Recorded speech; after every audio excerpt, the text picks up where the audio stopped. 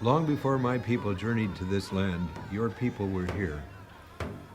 And you received from your elders an understanding of creation and of the mystery that surrounds us all, that was deep and rich and to be treasured.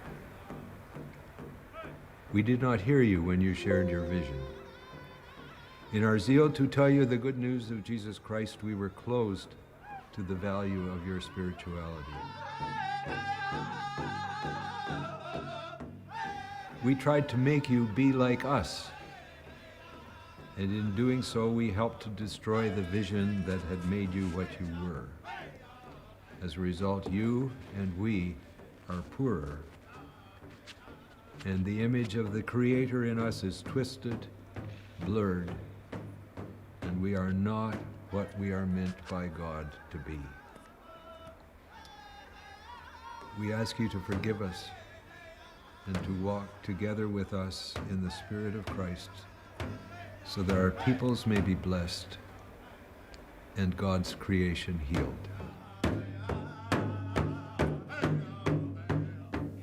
The apology made to the Native people of Canada by the United Church of Canada in Sudbury of August 1986 has been a very important step forward. We only ask of you to respect our sacred fire, the creation, and to live in peaceful coexistence with us. We recognize the hurts and feelings will continue amongst our people, but through partnership and walking hand in hand, the Indian spirit will eventually heal. Through our love, understanding, and sincerity, the brotherhood and sisterhood of unity, strength, and respect can be achieved. We appreciate the freedom for culture and religious expression.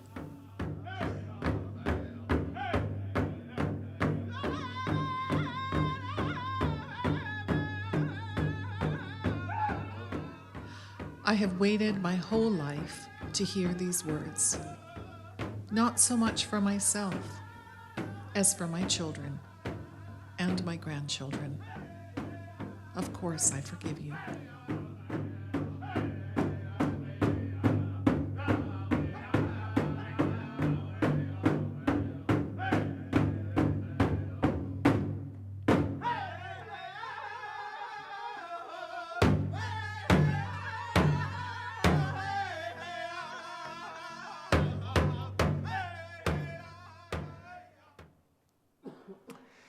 Friends, we've come a long way, as leading elder Lorna Standing Ready would say. We have a long way to go. And today is about remembering some of that history and hearing from first voice as well. And I'm really blessed and privileged to have Kathy Martin here with us today. We're gonna introduce Kathy properly in a little bit. But welcome, friends. We hope you're wearing orange at home and you'll continue to think about the power of that color. We're going to talk a little bit about that story today. My name is Reverend Matthew Fillier, and I'm the lead minister here at BUC. So there's a few things to mention, everybody. The first is, of course, a really big welcome to everybody who's made it out in the rain here in person, as well as all of you who are on Facebook Live right now, and to everyone who will join in on YouTube later on in the week. Whether you're in orange today or you will be in orange on your couch in your jammies later in the week to watch church, we're just glad you're along for the ride with us, and welcome. There are a couple things to mention today about some quick announcements before we get into the heart of the service. And one is these beautiful flowers that are over here are from Joan and the Seelig family. We had Dave's funeral here last week, and they loved this whole idea that we've been working with for our series about gratefulness as a transformative power in our lives. And so they wanted to leave that as a sign of their gratefulness for everything that BUC has brought their family along the journey. I've been told in a business housekeeping kind of piece we got to do that we've only got 9 harvest boxes out there right now. And so this time last year we had 90 harvest boxes sold by this point. So I got my marching orders from Kim Darn-Pierre, who was like, you need to remind folks from local Nova Scotia farmers, from Sterling's across the street, who rents from us and who has, we have a wonderful relationship with them. They're giving us harvest boxes for Thanksgiving, and this is what's included in case you need to whet your appetite. 5 pounds of potatoes, 1 bag of cranberries, 2 pounds of carrots, 2 pounds of onions, 2 pounds of sweet potatoes, 1 pound of parsnips, 1 turnip, 1 cabbage, 1 cooked pumpkin pie, and a frozen apple in a pear tree. All for $45, which is a great value to support local farmers as well. So think about that. If you haven't done so and you'd like to do that for Thanksgiving because you do the whole meal, or you know somebody who does, and maybe it's a great gift for a neighbor or somebody you know who could really use it, they're $45, and just email bucfundraisingteam@gmail.com. This last one we got to do is pretty awesome. Tony and I have conspired a little bit on this one. So it's somebody's 79th birthday out there today in the internet ether. And she tunes in every single Sunday through all 4 waves of this pandemic. Sometimes she's had to second a care worker to get their phone so she could listen over the phone to what was happening in church. But she has not missed a Sunday. And she would usually sit right around over here, right, Mary Louise? Yeah, right over here. And happy birthday, Della. We know you're at Northwood, of course, today. We know you're watching with some friends of yours, and we love you, and we just have to, Della. You're like one of BUC's greatest champions. We got to sing you happy birthday. So we're going to do that with masks on today for everybody in the congregation. Happy birthday to you. Happy birthday to you. Happy birthday, dear Della. Happy birthday to you. How about a round of applause for everybody at Northwood, actually, and Della. We're doing some amazing works. All right, friends. Well, she's a lady of many talents. She's not only singing beautifully behind me, but she's also going to light our candles for worship, and that's Debbie Ross Pierce.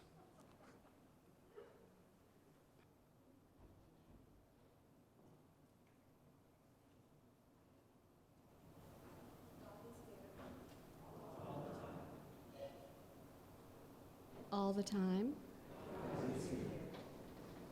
All are welcome.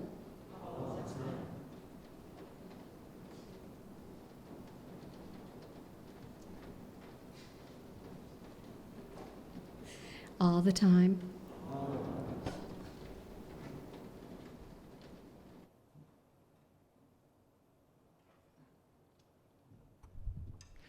Good morning, everyone. I would like you to stand if you're able,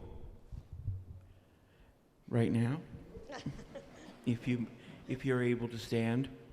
And this being Orange Shirt Day, we're going to sing "We Are All One People." We're going to sing it together in solidarity.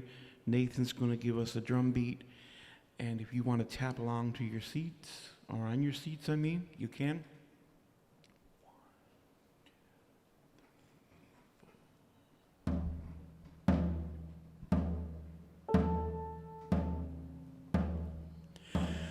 We are all one people, we all come from one creation way on high.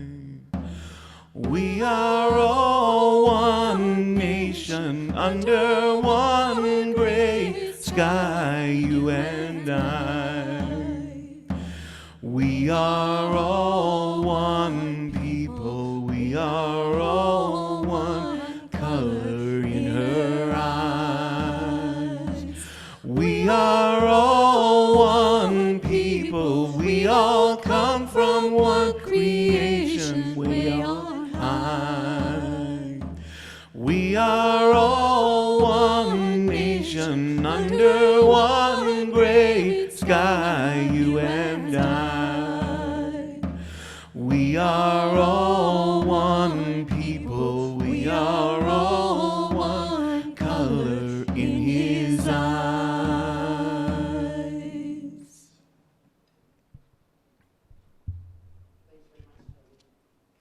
Everyone can be seated, please. And it's my privilege to welcome Megan Aston, who's going to lead us in our land acknowledgement this morning. That beautiful piece of music from More Voices, written by the Indigenous Ministries Unit, United Church of Canada. Good morning. For the land. We recognize that multiple treaties exist between the Mi'kmaq people and the British Crown, beginning with the Treaty of Peace and Friendship, signed in Laquille, Annapolis Royal in 1725, and ratified in Shibuktuk, Halifax in 1726. These treaties were diplomatic measures to allow for people to coexist. They were not treaties about land. We acknowledge that we are on the unceded land of the Mi'kmaq people, who continue to live on this land and steward it, as they have done for millennia. Today, this land is a home to many people, Indigenous, settlers, and newcomers. We acknowledge our responsibility to reconcile our broken relationship with the Mi'kmaq people. As followers of Jesus, we commit ourselves to being learners, listeners, and seekers of justice until this reconciliation is complete. Let's just take a moment in silence as we take in the truth and the consequence of what we have just said to one another and to God.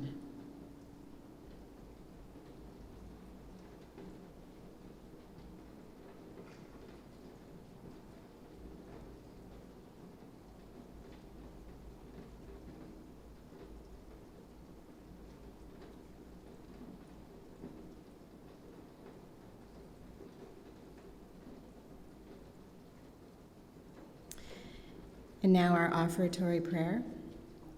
Oh, that next time? Okay, I'm done, right? Okay, sorry.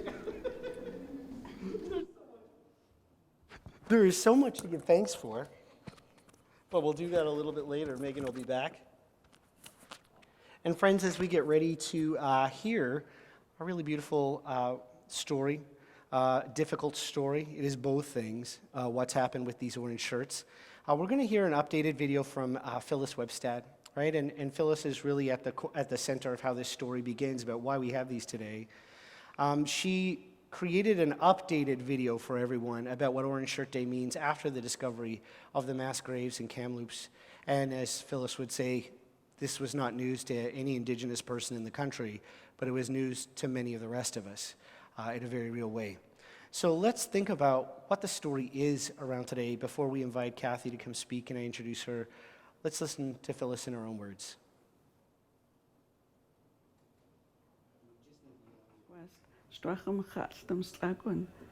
I'm speaking to you today from Shawetmach, the land of the Shuswap people in Williams Lake, BC. I'm third-generation Indian residential school survivor. My grandmother attended for 10 years from 1925 to 1935. All of Granny's 10 children, including my mother, attended for 10 years from 1954 to 1964. I attended residential school in 1973-74. We all attended the St. Joseph Mission Indian Residential School, simply called the Mission, located just minutes from Williams Lake. My son also attended the last operating residential school in Canada when it closed in Saskatchewan in 1996. To tell my story, I was living with my granny as a child, and when I turned 6 in July of 1973, Granny took me to town to buy me something new to wear for my first day of residential school. I chose a shiny new shirt. It was bright and exciting, just how I felt to be going to school for the first time. When I arrived at the Mission, my shiny new shirt was taken away. No matter how much I cried and wanted it back, no one would listen. I never wore my shirt again. Thoughts of home and Granny's garden, fishing for salmon on the Fraser River, are all memories that helped me through that year at residential school. Although the Mission remained open until 1981, I never returned. I was able to attend a one-room schoolhouse just minutes from Granny's house in Dog Creek.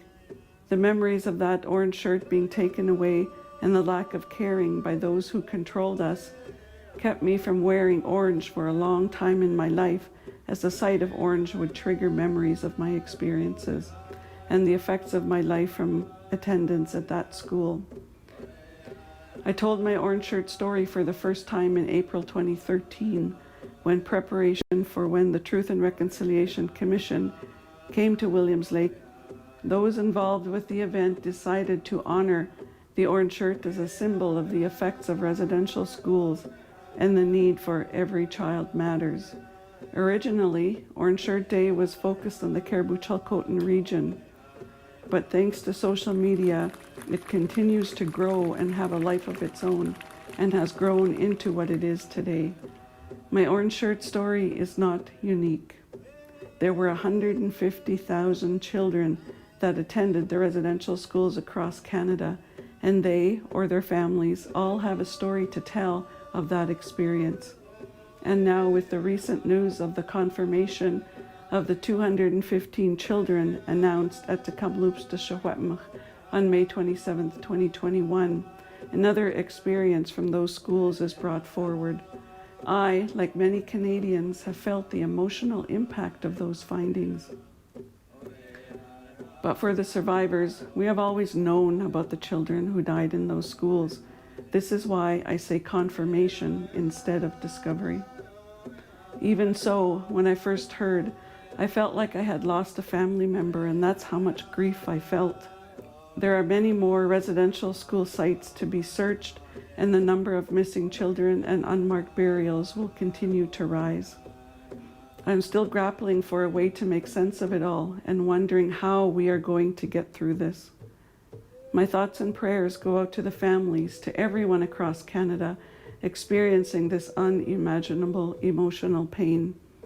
The missing children have awakened all of us to the reality of the history of this country. This year marks the first year of a National Day for Truth and Reconciliation and National Federal Statutory Holiday on September 30th. A day for thoughts and discussions on remembering, recovering, and reconciling. Orange Shirt Day is a day to have conversation about all aspects of residential school. It is a day to honor residential school survivors and their families, and to remember those that didn't make it. And a day to highlight progress in the reconciliation of Indigenous people and Canadian society. These actions are necessary to bring about healing for the future relationship in Canada. We chose September 30th because September is the time of year the children were taken away from their homes and their families. We chose the 30th because we wanted teachers and students time to settle in, time for teachers to teach students about the history, and time for us to plan an event. When I heard an elder say that September was Crying Month, I knew that we had selected the right date. The Orange Shirt Society has produced a number of videos available on our website for the purpose of teaching the past history and bringing understanding of the Canadian residential school system and its effects on Indigenous peoples. We encourage all to learn more of this subject. In closing, I want to thank everyone for participating in Orange Shirt Day and wearing an orange shirt. When you wear an orange shirt, it's like a little bit of justice for us survivors in our lifetime, and recognition of a system we can never allow again. I want to end with a prayer I wrote in my Shawetmach language. Kia el chba'a, de geld gukbi, gukstach guch pin de sietk, gukstach guch de juchinuch, gukstach guch de stietlen, el de saulqua, el de soep, el de geselksten, gukstach guch chochwede, jucheminta ra chochwede, de galmuch, de choset. Gukstjam, thank you for caring about what happened to us, and thank you for participating in Orange Shirt Day, the first National Day for Truth and Reconciliation in Canada. Gukstjam.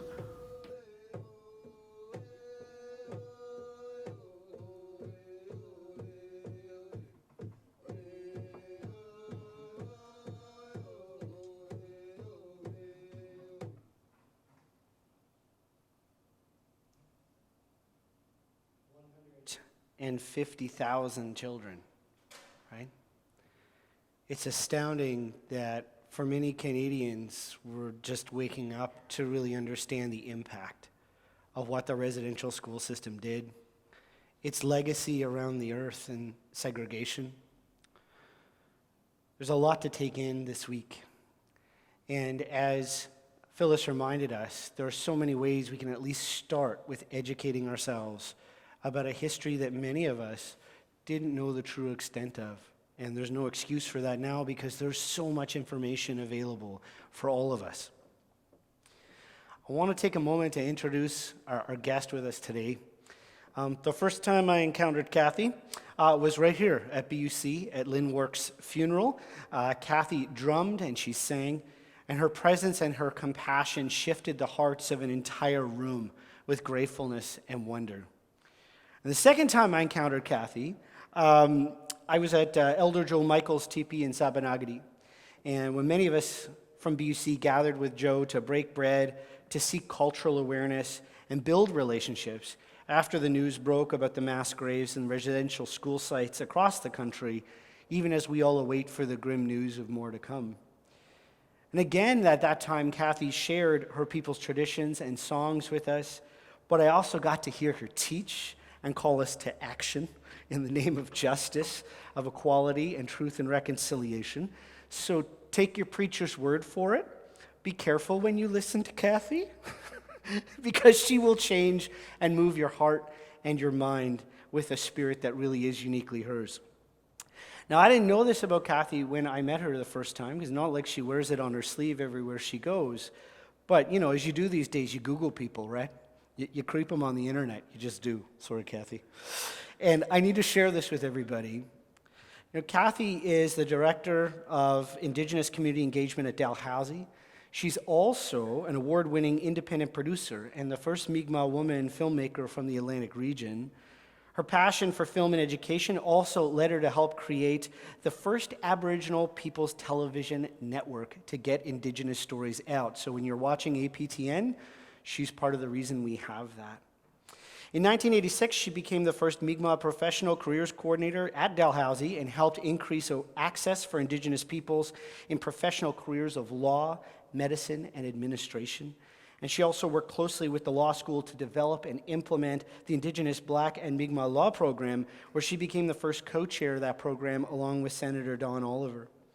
She developed and implemented a 2-year accredited certificate in community health for 35 Indigenous community health representatives across our region. Kathy was awarded the Order of Canada in 2017 and the Senate 150 Medal in 2019. She is a member of the Millbrook Mi'kmaq First Nation community near Truro, Nova Scotia, and it's an honor to say to you all this morning, BUC, please join me in welcoming Catherine Martin. Great, Kathy. A gift from us to you. Our focus will be whatever comes to you. Okay. We trust you 100%. However you feel moved. Okay.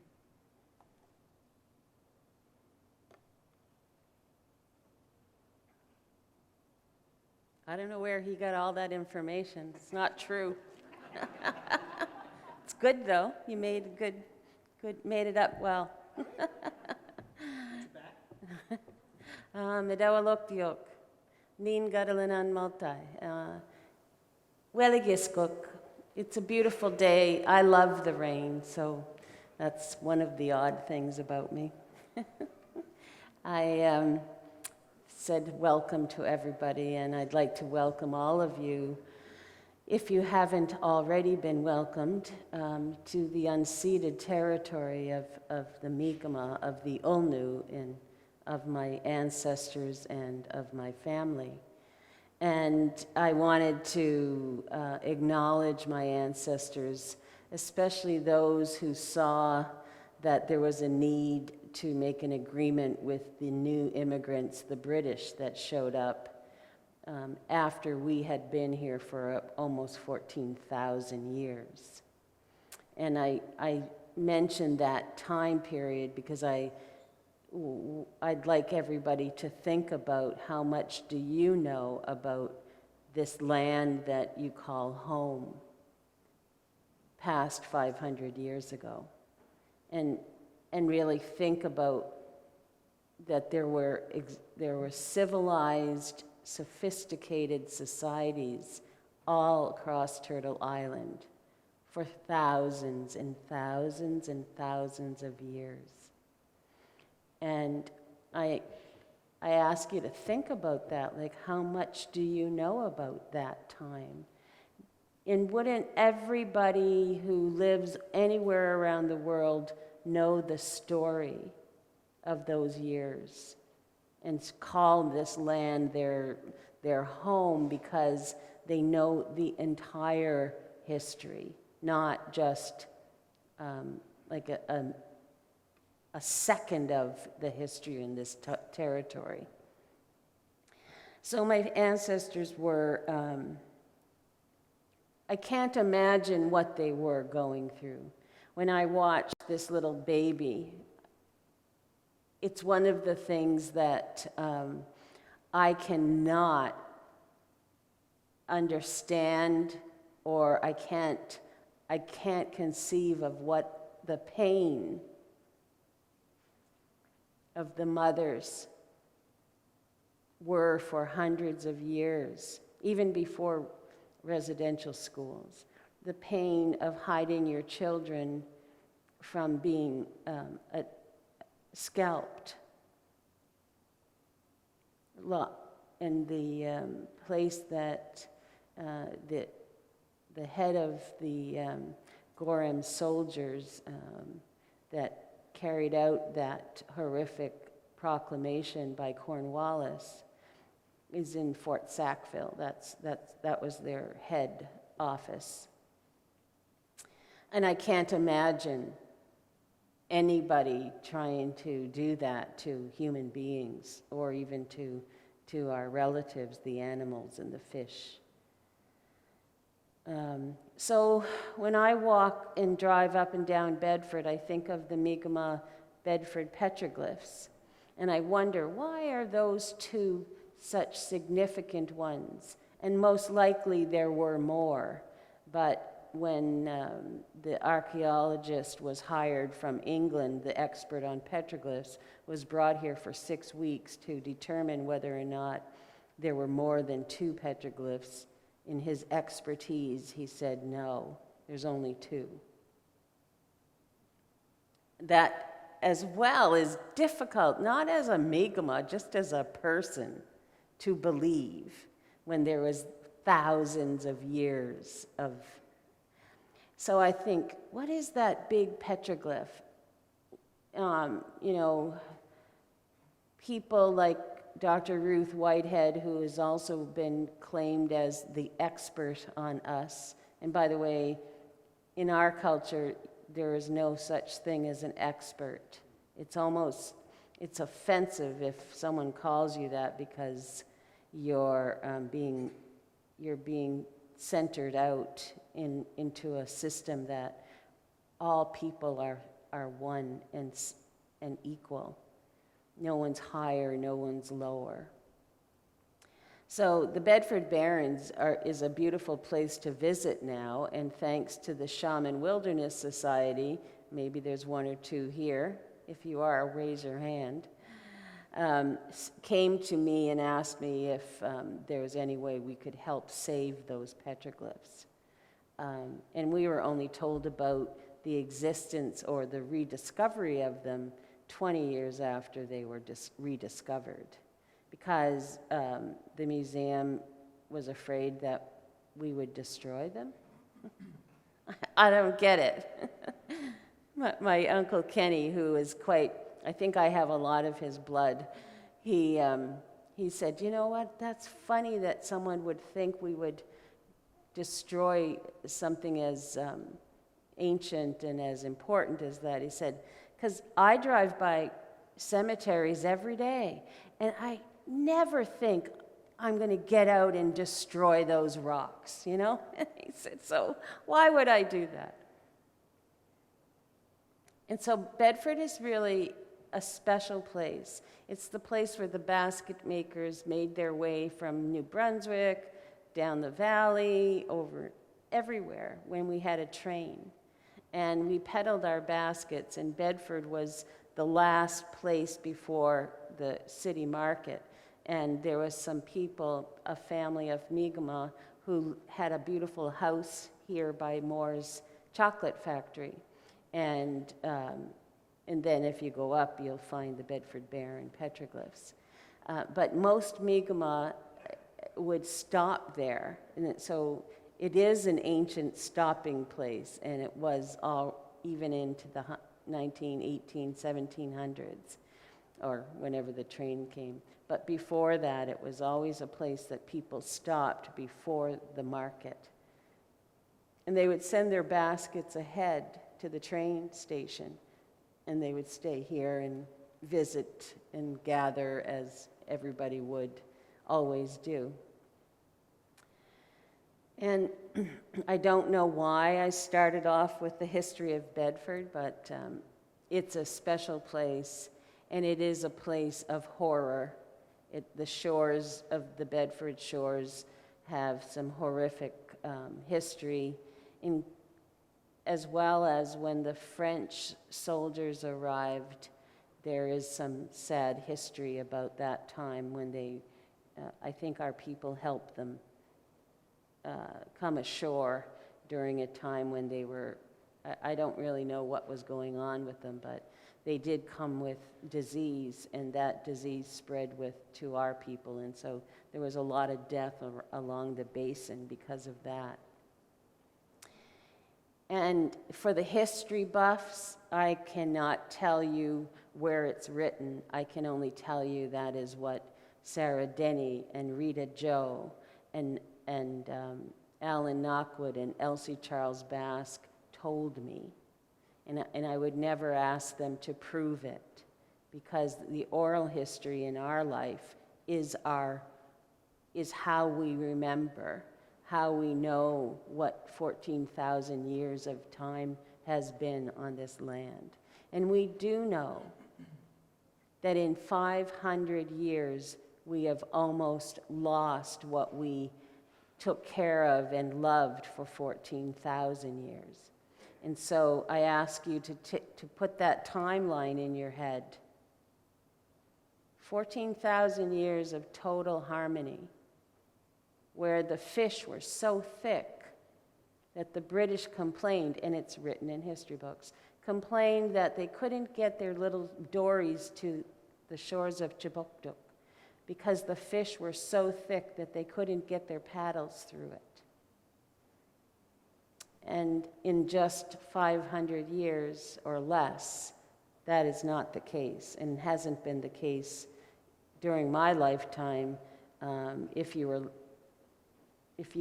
thought to put your boat in the Halifax Harbor, you'd be very concerned about what you might be paddling up with you every time. So I talk about that because talking about Mijuajij, the little one, the little child, the Mijuajij, is very hard for me. Like she said, it's when we heard what we already knew, when it came forward again, it was like we were just being told of a death. And you know when you're just told of a death what you go through. And so we're talking about 215 up to 6,000 is the 6,000. So out of 150,000, we're at 6,000 that have died. That's quite a percentage of 150. And that's just the ones that they're learning about. I was raised Catholic, and one of the things that broke my heart ever since I was little was that the Catholic Church would not allow our babies in the communities to be buried inside the Catholic cemetery if they were not baptized. So they were buried on the outskirts of the cemetery with no stones. You know, I don't understand how anybody could judge an innocent baby and think that they have sin. So the Mijuajij, the child, is the most sacred in our lives. has been for over 14,000 years and continues to be the most sacred that we have in our lives. The more children, the wealthier you are. It's another complaint by Nicholas Denny in his writings were that the Mi'kmaq, when they were in council with the men, the church, if a child walked in, everything stopped and all the attention went to the child. And that was horrifying to this person who wrote about it. And that they even took food from their mouth and fed those babies. Well, that's common sense. You chew the food, and we had no disease. So we weren't passing on that. In fact, we were probably passing on the immunities that they needed.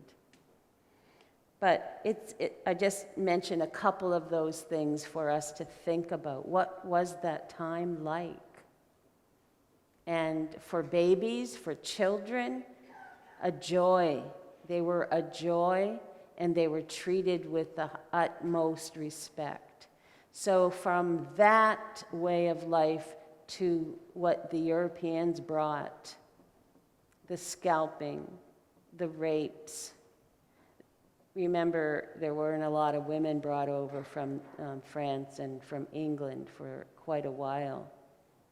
So obviously, our women were victims of violence since that time. I know that. I'm not making that up either. I know the stories.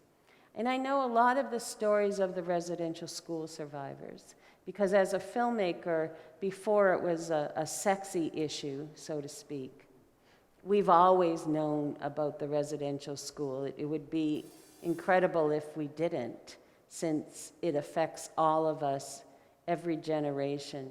And today, to hear about those children is as if we just heard about it again, or as if it just happened to me, because we say, Amsit Nogama, we are all related. And there's more to it than just, it's not just something you say at the end of a sweat lodge, or when you're coming in or out of one, or ending a prayer. Amsit Nogama acknowledges the very first grandmother that we had, our very, very first grandmother, that we are still connected to through the water and the air and the heartbeat, and not in a way of, a symbolic way. We all carry the water of our ancestors. That's how we are made, from air and water. And while the history of this legacy that we have to live with is real, it's time to make a shift in this horror, this history that is not ours. We were only victims of the history. But the children and those that I've interviewed way before anybody was interviewed, they asked me if I would take their story and take care of it until they're gone, so that their children can understand who they were and what happened to them. But they didn't want their children to know that while they were alive. And when I speak at this, I just ask you to put yourself there. Put you in those places of those that I'm telling you about. As parents, having no control, no power of someone taking your 3-year-old, your 4-year-old, your 5-year-old, your 6-year-old from your home, and oftentimes 10 or 12 of them all at once. Just think about your heart and what that would do, not just to you as a mother, as a father who thought that he was the protector and the provider, and he can't do that. In fact, he can't even work because we were not employable. We were not citizens able to vote in this country until 1960. Not being citizens in our own land for 500 years was very damaging to the psyche, to the collective consciousness of our people, who provided, we lived the world according to Nedigalimp. And Nedigalimp means, it's a concept that you're born into, and you just know this, and you're raised this way, that you never take anything more than you need to provide for your family. And that is the basis of how we as Mi'kmaq, as Ulnu, as the Wabanaki practiced our way of life. And it is still our responsibility to take care of Mother Earth. And for the last 500 years, imagine if that was your responsibility, your core being is to be taking care of Mother Earth, and you weren't allowed. It would be like letting your grass grow for 500 years, knowing you should have mowed that every week. So those, you know, when the children, the story of the children started coming out, it was like a gasp across the country from us and from you. And I think we're still trying to catch our breath from that first gasp. So what do we do with that? What is truth and reconciliation? What are we supposed to be doing? It's, I don't know. And I don't have, for me to speak about this at all, and I know I haven't been very nice, but I've spoken as nicely as I can today. So, I was, especially after he said, uh-oh, what I was going to tell you, so I thought, oh no. And I believe in people. Like I was raised to believe that we are all one. The fish, the animals, the trees, the birds, the bees, everything that's living is our relative. The salmon, they give their life to us, and they go into the earth, and eventually we go into the earth and we give our life to the salmon. It's a cycle.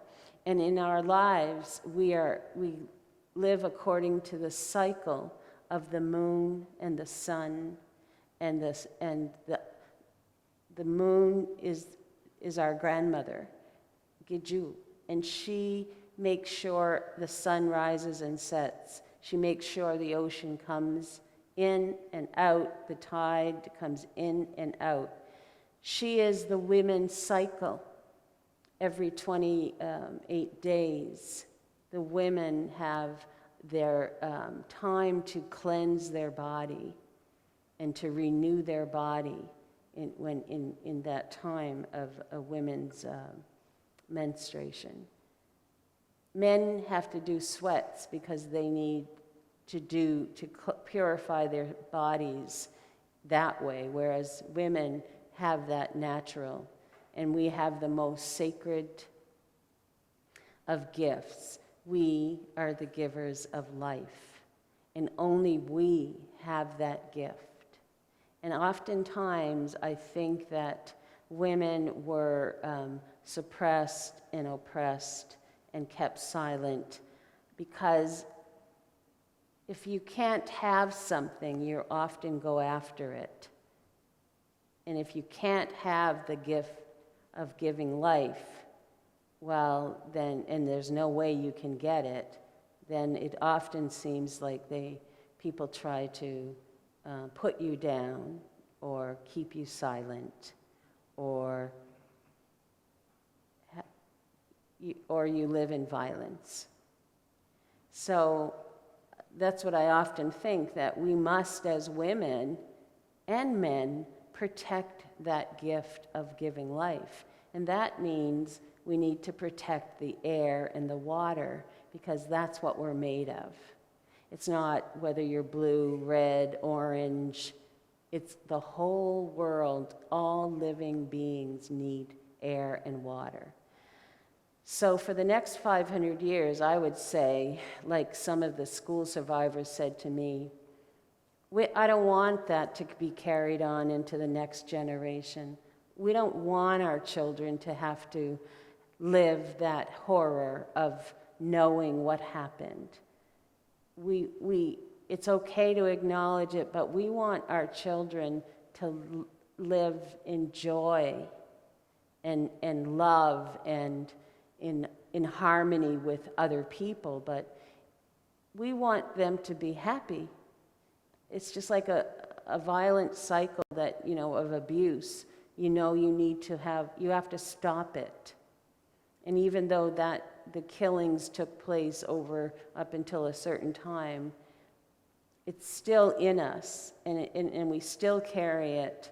You do, I do, we carry this, and we need to take it, and we need to make a shift in this world, not just in Canada or Nova Scotia, but we have to figure out how to make that shift in a good way so that in the next 500 years, God help us if we are given that time, that we can make huge changes for that little baby. Our children were thought about 7 generations ahead of their birth and 7 generations prior to, before any decisions were made about anything that dealt with the people. And if you think about that's not lip service, it's true. When the treaty was signed, our people thought 7 generations prior what happened. We had our oral history intact. We knew exactly what happened 7 generations before. And they also had the ability to foresee the future, not as magic people. We didn't have anything but nature for 14,000 years. So our relationship with the sky, the moon, the stars, it wasn't just like a romantic thing.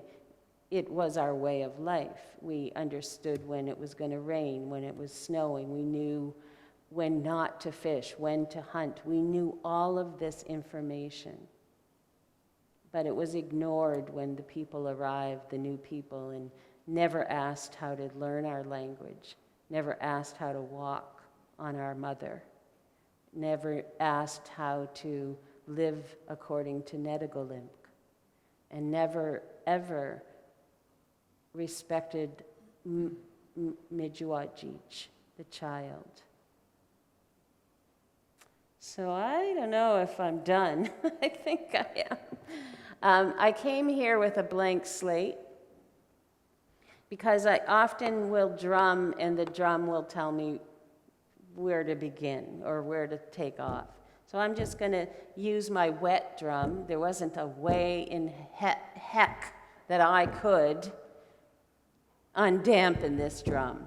So sorry for it being damp.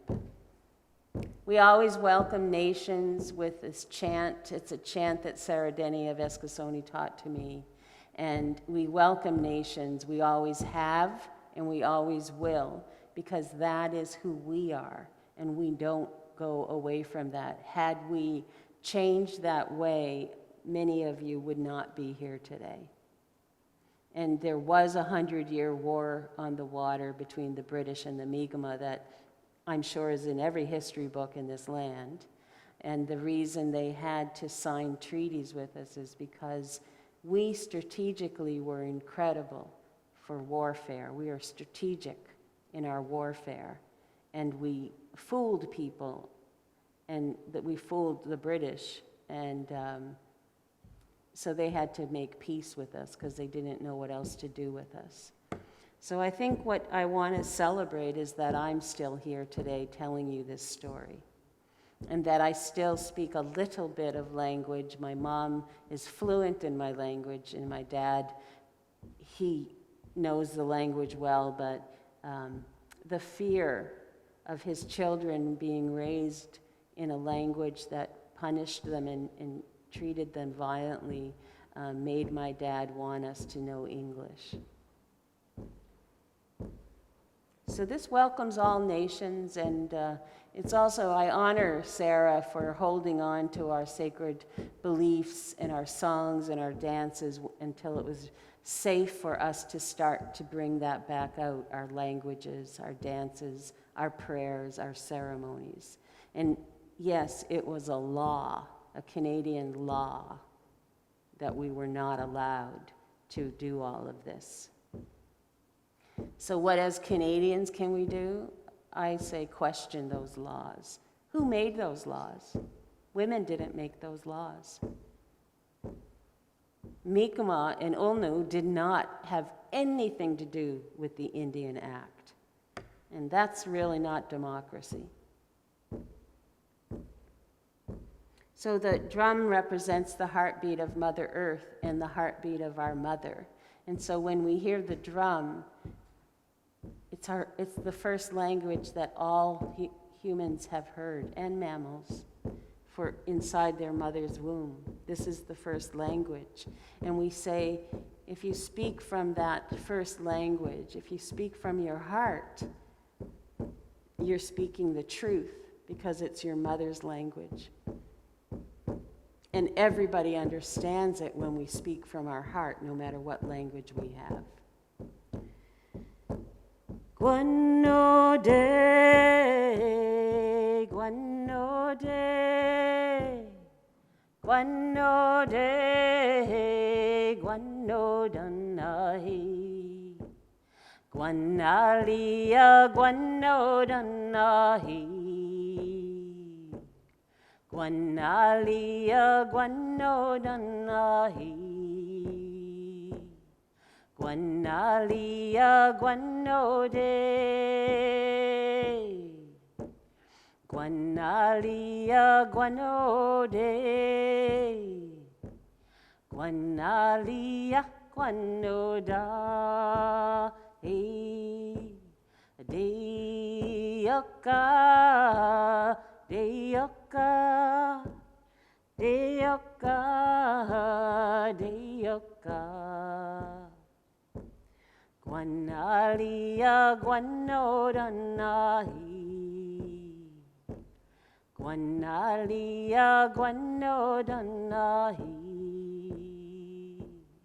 guanalia, guano de, guanalia, guano de, guanalia, guano da. And who's the birthday girl again? Della. I love that name, Della. I bet you've never had this sung to you before. Weliajik bunan, weliajik bunan, weliajik, weliajik, weliajik bunan. Weliajik. Walalio.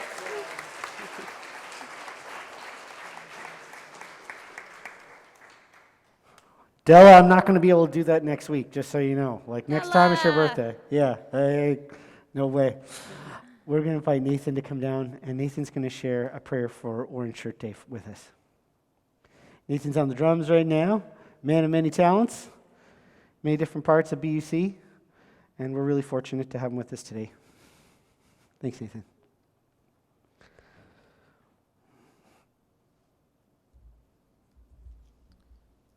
Today, we wear orange to remember and honor all the Indigenous children who went to residential schools.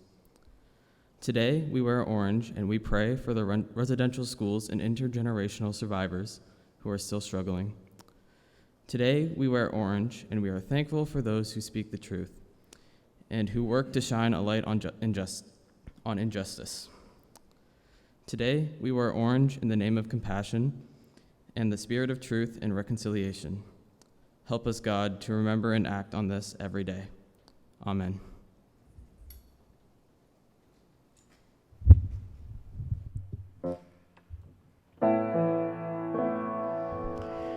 If you're able, I would like you to stand, please. Do you feel like stretching? I kind of do. Stretch it out.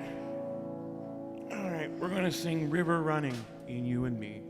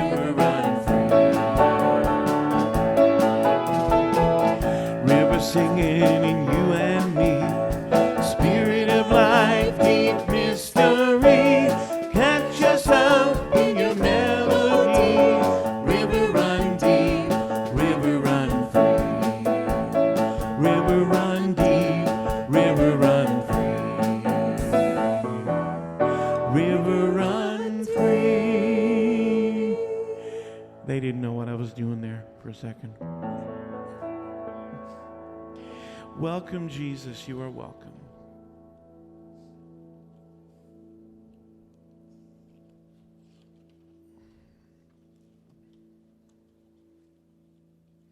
And this one might be a new one to some of you. I've been making my way through more voices, teaching us pieces that we probably haven't sung before.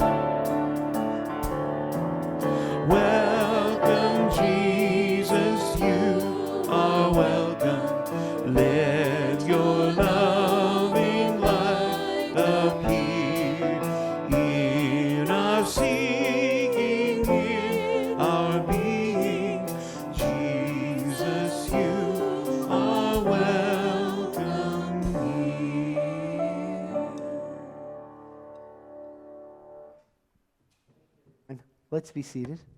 We're going to invite Kristen to come forward and share with us reading from Psalm 10. Psalm 10's a pretty fascinating little number in our book of Psalms, and Kristen's going to tell us all about that.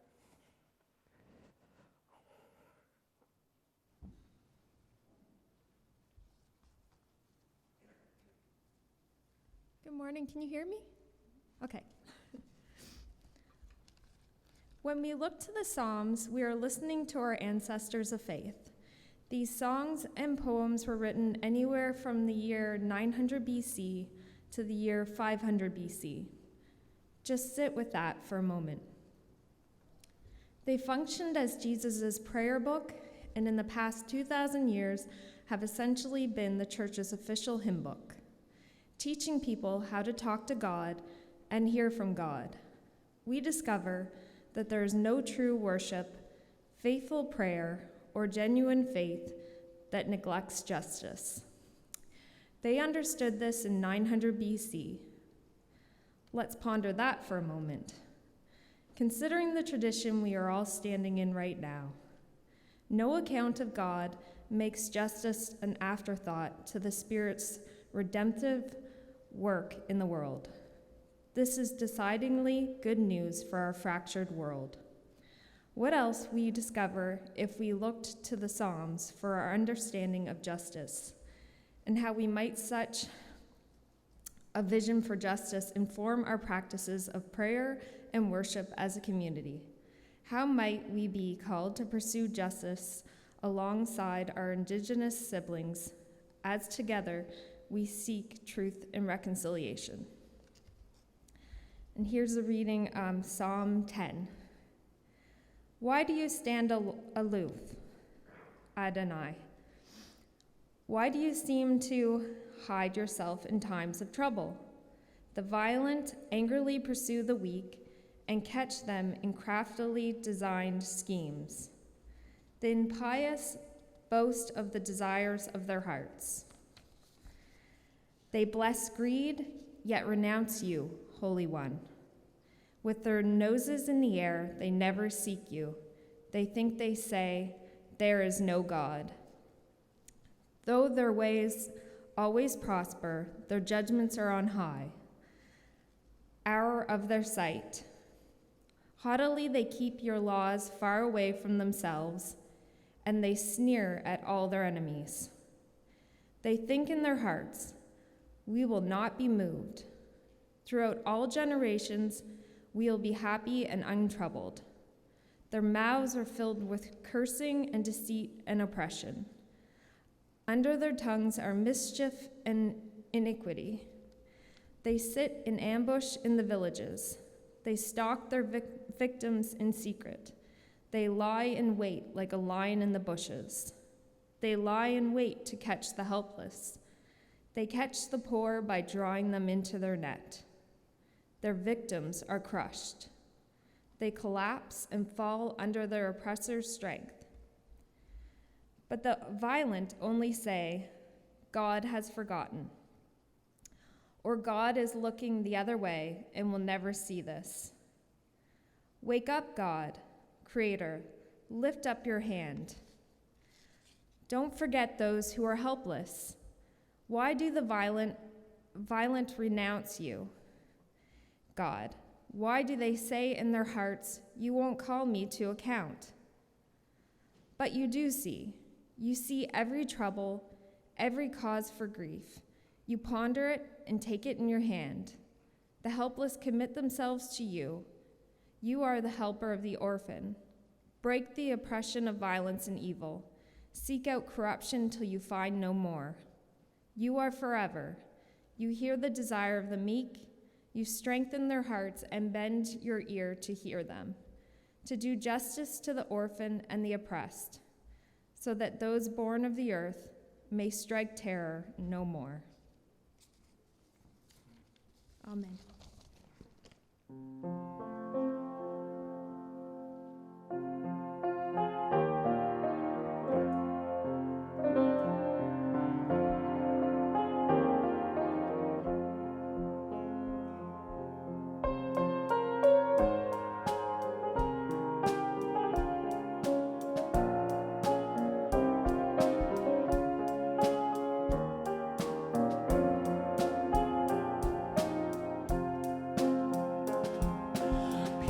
Peace for the children, peace, peace, peace for the children, we pray.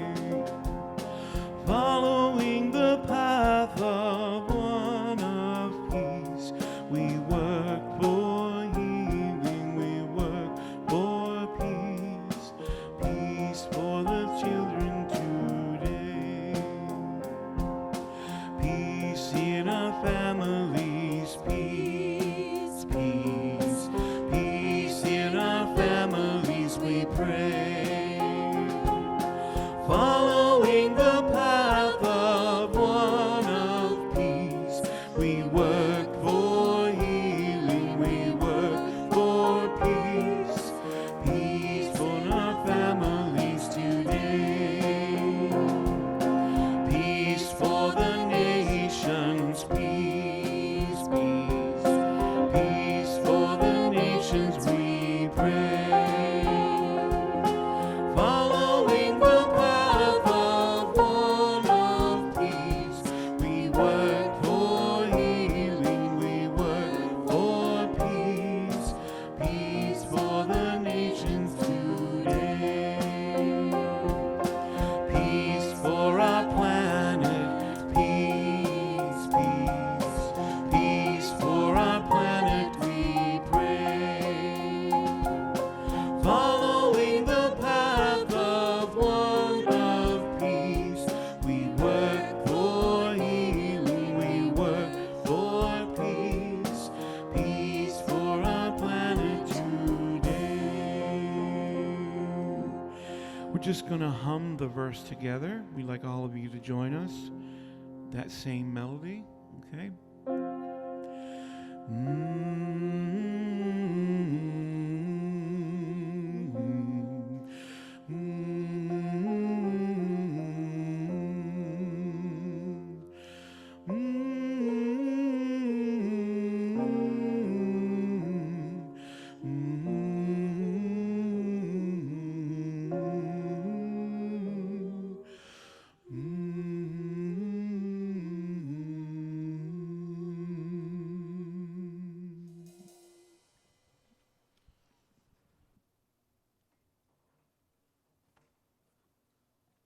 Thank you so much in leading us in that piece. I'm going to introduce a clip before we get to our candle lighting today and our prayers for gratefulness. Just going to adjust my mic here. This clip is from Lorna Standing Ready. I mentioned Lorna last week. She's a leading elder in the United Church of Canada. As far as I know, Lorna is still fighting for her life against COVID-19 in Saskatchewan. And this video is taken just after the Presbyterian Church allowed Lorna to see pictures in their archive of the residential school system. And lo and behold, Lorna found herself in the pictures. And so this is the first time she had access to this. And before 1925, the Presbyterian Church was one of our founding denominations, right? The United Church of Canada. When Kristen read that piece from Psalm 10, like that's the reality of Scripture's view over and over again, is that you can't have reconciliation without truth. You have to have justice, right, in order to find healing. And the truth of the residential school system is that it's an absolute deliberate system of segregation and of stealing someone's cultural identity and forcing them to become a Canadian citizen under very particular circumstances. It was so efficient and so good, other nations decided they would study how we did it because they wanted to do it in their own countries, like South Africa. We can't ignore that. And so I offer you that because when you hear Lorna talk, she's an incredible human being. She's done what very few of us can do. She can take her suffering of 3 different residential schools and she can find joy within it. Like, that is a miraculous human ability that I don't know that I have. So when Lorna talks about, it's about 3 minutes, hey, here's the pain of residential schools, and here's also the joy of me finding myself in this picture and other people that I knew and some of the good times we had. That's Lorna's story to tell. When I say that, looking the way that I am, when I say things like, well, residential schools weren't all bad, they did good things too, I'm completely dismissing an experience that I have no idea about and that I have no business really framing as my own or making any judgments about. I offer you this clip because Lorna made a huge impact on me and many youth in the church as a leading elder. It's just powerful to watch her see this for the first time. So Lorna, if you or your family are watching, we're thinking of you. Let's play this clip. Here you are. Okay. It's my new vocation. Oh, that's right. You said something about that. That's right. I'm looking at some old photos from the Berthold Indian Residential School that was run by the Presbyterian Church of Canada. I spent a good many years there, and just looking at these pictures, I found myself, I have glasses, and I was a CGIT member. And it brought tears to me. And I looked at another one. There was my sister Brenda. So beautiful.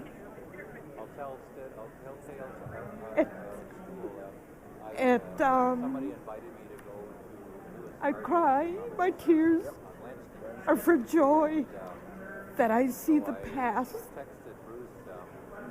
and tears for the future of our children who have to go forward with all the intergenerational effects.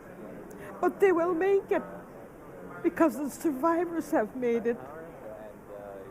And with the church allowing us to look at these photos is a gift that I never thought I would experience. But just being here in these archival pictures has really opened up my heart that life goes on. And yes, we can't forget the past, because it's the past that has made us stronger in who we are today. So with that, as I look at these pictures, it brings back memories of good times too. Good times that we learned things in a different culture.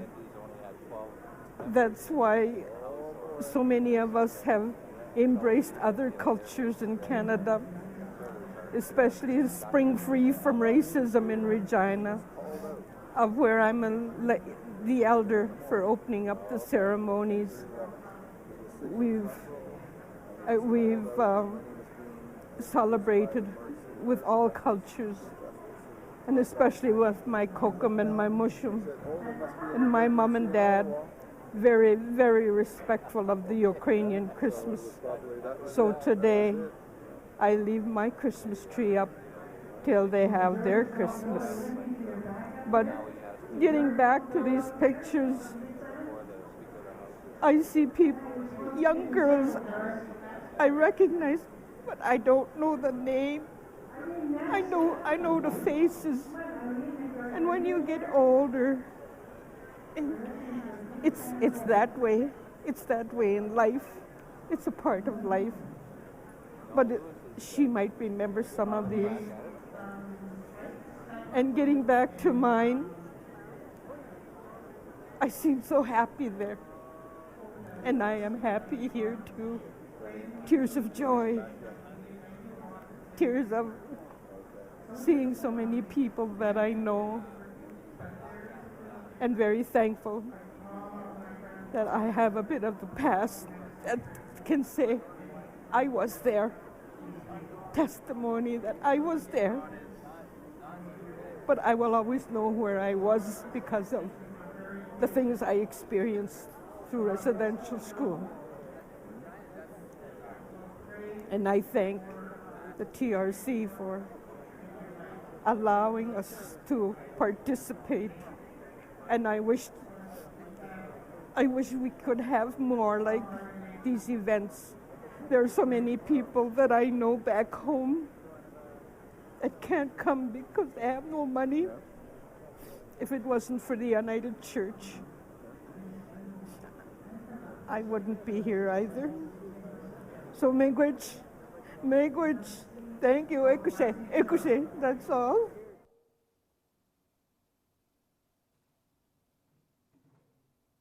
A pretty amazing human being, miigwech Lorna. We're going to take some time to light a few candles today. And what Daryl and I are going to do, Tony's going to play a little bit of music. Daryl and I are here. We'll light the candles for you, but if you would like to come forward and light a candle for something that you're grateful for, we invite you to do that. And one of the questions we'd offer everyone is, how can we each make a difference in the world? Let's light a candle together.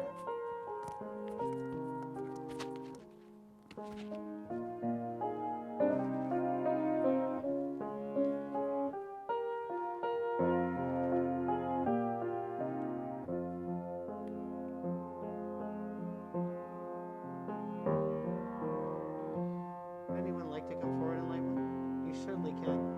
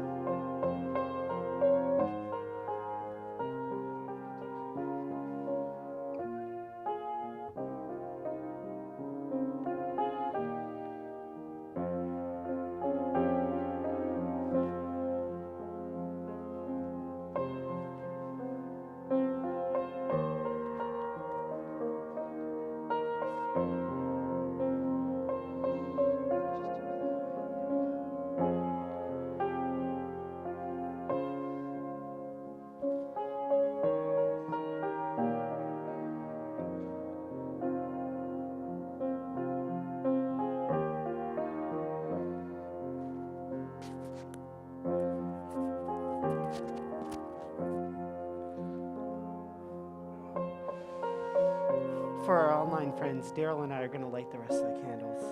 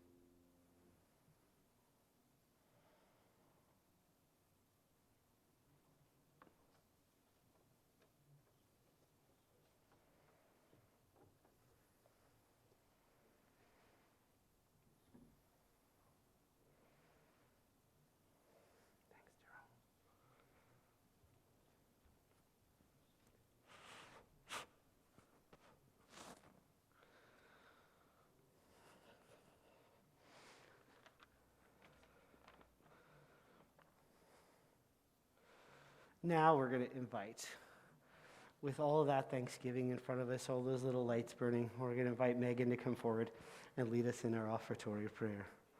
She was so keen before. She's been waiting. She knew she was coming back.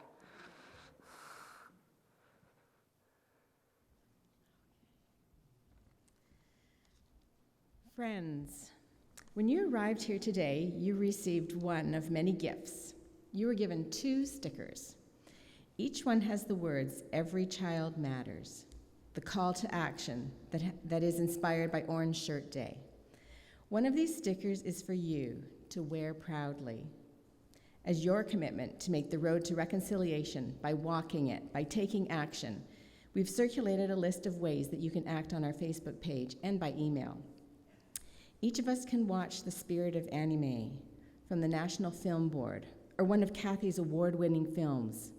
We can each listen to a podcast, tune in to Off Reserve on CBC, read a book by an Indigenous author, visit the United Church of Canada Indigenous Ministries website, and learn about our church's role in the past and our commitments for the future. On the 30th, let alone today, please take up this call and educate yourselves. There are so many ways. The second sticker is to give to someone else, an invitation to tell the story of what you did and the effect it has on you, as well as inviting them to take the sticker and go ahead and do the same. In gratitude for all the gifts we are given each and every day, and for the gift of who we become through others on the journey with us, let us pray.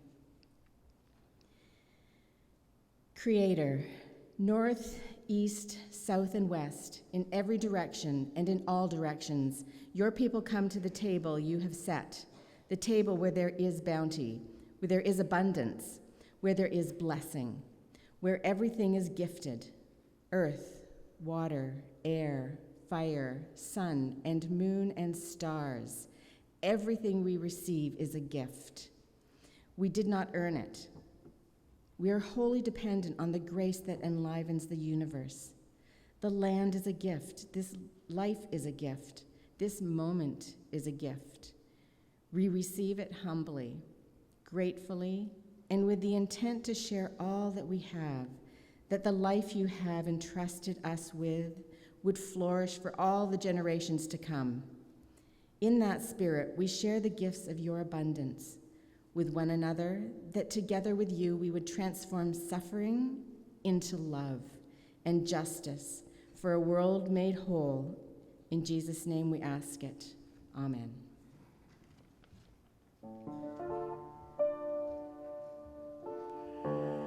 Let's stand again if you're able to do so. We've heard a lot of things today that should inspire us to go make a difference. So we're going to sing that. Clap your hands, stomp your feet, move. All right, here we go.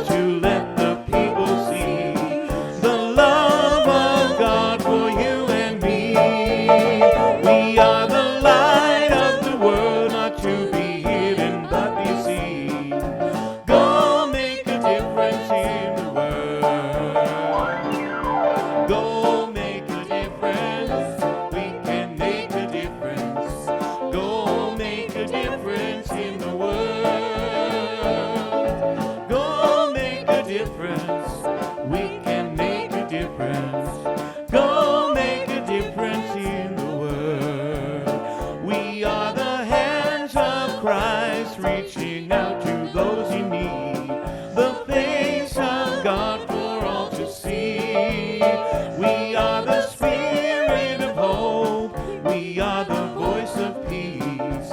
Go make a difference in the world.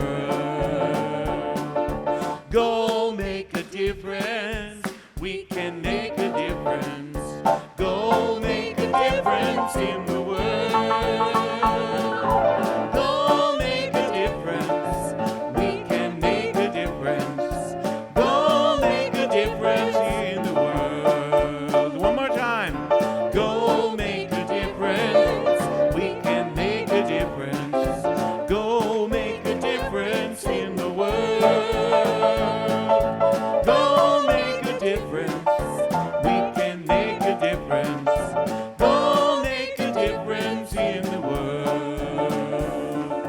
Go make a difference in the world. Slowing it down. Go make a difference in the world.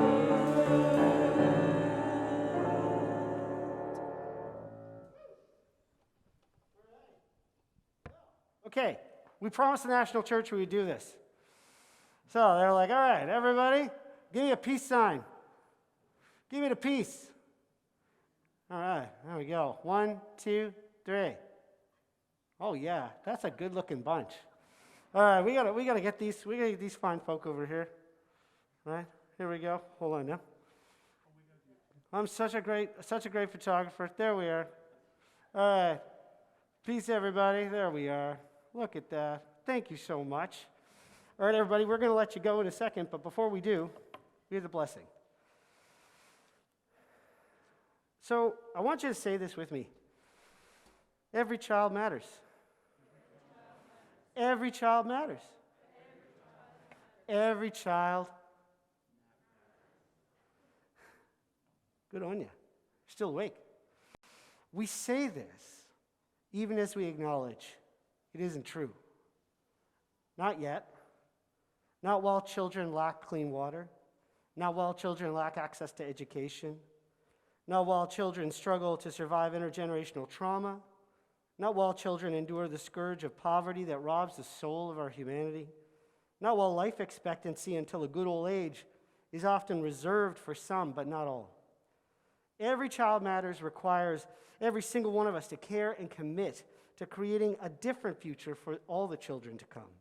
It's an aspiration, a declaration, a dream of the life we seek to create for one another alongside one another. As people who live on the land, as people of spirit and faith, as creatures shaped by the Creator, as people who should be sitting at the same table as equals, as partners, as a community who realizes every single child is a gift of a future for generations to come. Every Child Matters is what I hope I can say to my child when I look into her eyes and commit that together we've actually sought a better world, a reconciled world that was not afraid to face the truth, a world where together we sought reconciliation that transforms suffering into healing and injustice into right relations, and systemic racism and violence into the kingdom of love and of justice. Saying every child matters is to admit we do have the power to say to that mountain, get up and move, and it will be so. We have the power to say to the grave of our past, you will not have the last word about our future. It's a call to action, to listen and learn and live with respect in creation. So in the name of the one who seeks justice for the poor, the orphan, and the widow, so that all those born of the earth may strike terror no more, but would plant trees that yield shelter for all creatures, and sow seeds that would nourish all life, and would make room for all in the name of peace and compassion. Let us go into this week, orange hearts on our sleeves, surrounded in the blessing that the future is yet to pass, that the present moment is yours and mine and filled with the possibility of something new, that the past reminds us, while so many have come such a long way, it is this witness that gives us strength and conviction to keep making the road by walking the long way toward truth and reconciliation, that with all our hands and voices and choices will surely come. In Christ's name we ask it, and we commit to one another, every child matters. And all the people said, Amen. Friends, Spirit in me honors the Spirit in you. Thank you for coming.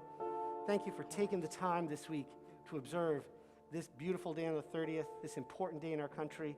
Let's dedicate the whole week to that service. What we're going to do is leave from the back pews first, out through those doors. Jocelyn Tingley was so hoping to do coffee and home-baked goodies outside, but the weather has another story for us, so we'll take a rain check, everybody. But if you're really feisty, you can have a chat in the rain, I'm sure. We're Nova Scotians. We're good on it. We're heading out through that door. Goodbye, Internet, all of our friends online. We love you, and we'll see you next week. Go make a difference.